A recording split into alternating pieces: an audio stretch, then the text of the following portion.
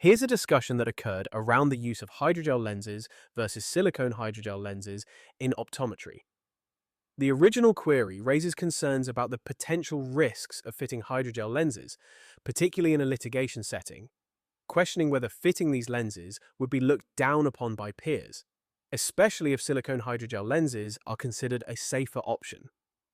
One person shares their experience, stating that they typically use hydrogel lenses for patients with severe dry eyes or discomfort with silicone hydrogel lenses. They emphasize the importance of trying different silicone hydrogel lenses first, as patients tend to overwear lenses.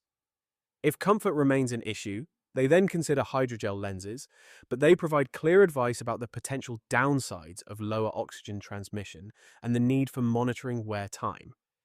This practitioner draws from personal experience, noting that while silicone hydrogel lenses don't work for them, hydrogel lenses provide better comfort for longer periods.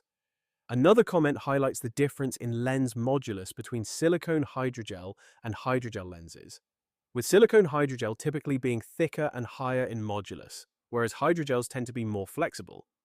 The example of the MySight Cooper Vision lens, which is a hydrogel lens, is also mentioned. One contributor points out the importance of documenting the advice given to patients and making sure the patient is fully informed about the characteristics and potential risks of silicone hydrogel lenses. They believe that as long as comprehensive notes are made, fitting hydrogel lenses should not cause issues.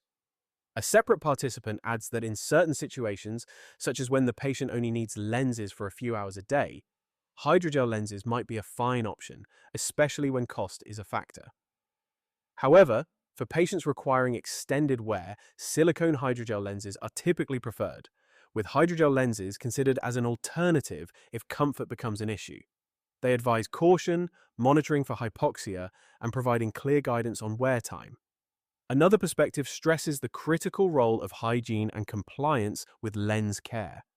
Regardless of the lens type, maintaining good hygiene practices is key to minimizing the risk of complications, which could potentially lead to litigation issues. The message here is clear. Thorough documentation of all patient advice is essential. On the other hand, current research challenges traditional thinking, suggesting that hydrogel lenses may pose a lower risk of adverse events than silicone hydrogel lenses in extended wear cases.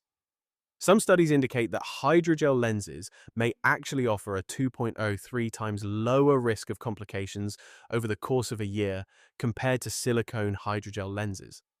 This suggests that by only fitting silicone hydrogel lenses, clinicians could be exposing their patients to a higher risk